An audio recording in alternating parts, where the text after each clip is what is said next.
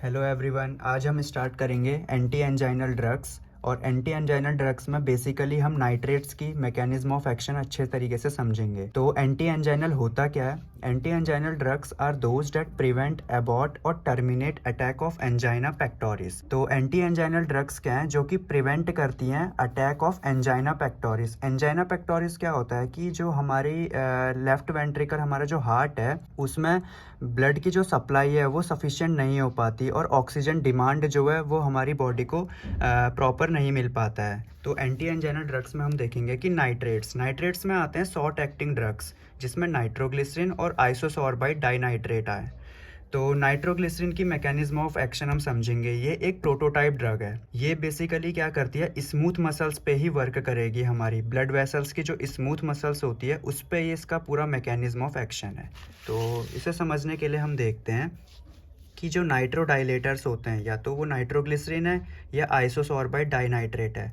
तो ये क्या करता है, ये रिलीज़ कराता है नाइट्रिक ऑक्साइड। जैसे ही हमारी सेल्स में नाइट्रिक ऑक्साइड रिलीज़ हुआ तो ये क्या करेगा, जीटीपी साइक्लिक जीएमपी में कन्वर्ट होती है by the enzyme guanylyl cyclase enzyme. इसकी प्रेजेंस में क्या होता है, जीटीपी साइक्लिक जीएमपी में कन्वर्ट होती है।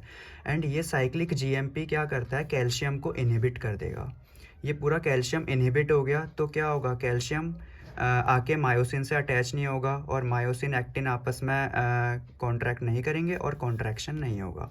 सेकंड थिंग क्या है कि ये जो साइक्लिक जीएमपी है ये एमएलसी के यानी myosin light chain kinase enzyme होता है, इसको इनहिबिट कर देता है। जैसे ही myosin light chain kinase enzyme inhibit होगा, इसका फॉस्फोराइलेशन नहीं होगा तो मायोसिन एक्टिन आपस में कॉन्ट्रैक्ट नहीं करेंगे और कॉन्ट्रैक्शन नहीं होगा। तो हमारी मैकेनिज्म ऑफ एक्शन में क्या है कि it act on smooth muscle cell of blood. जैसे कि बताया था कि नाइट्रोग्लिसरीन कहाँ पे वर्क करती है, हमारी स्मूथ मसल्स पे।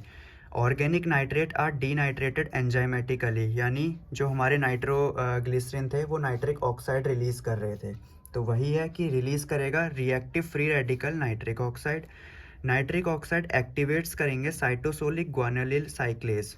ये नाइट्रिक ऑक्साइड क्या करते हैं, एक्टिवेट करेंगे साइटोसोलिक ग्वानिलिन साइक्लेज, जिसकी वजह से जीटीपी साइक्लिक जीएमपी में कन्वर्ट होती है। तो हमारे जो इंट्रासेल्यूलर है उसमें इंक्रीज हो जाएगा साइक्लिक जीएमपी का लेवल, और ये अब दो चीज़ें करेगी। ये क्या करती है, causes dephosphorylation of myosin light chain kinase. जैसे कि बताया था मैंने, डीफॉस्फोराइलेशन हो जाएगा जिससे मायोसिन फेल्स हो जाएगी एक्टिन से इंटरेक्ट करने में और रिलैक्सेशन हो जाएगा यानी वैसोडाइलेशन, और हमें वही चाहिए एंटी एंजाइनल में। सेकेंड थिंग, कैल्शियम चैनल को ब्लॉक करेगा, कॉन्ट्रैक्शन नहीं होगा, रिलैक्सेशन होगा। तो ये पूरा हमारी मैकेनिज्म ऑफ एक्शन है एंटी एंजाइनल ड्रग्स की, बेसिकली नाइट्रोग्लिसरीन। Thank you.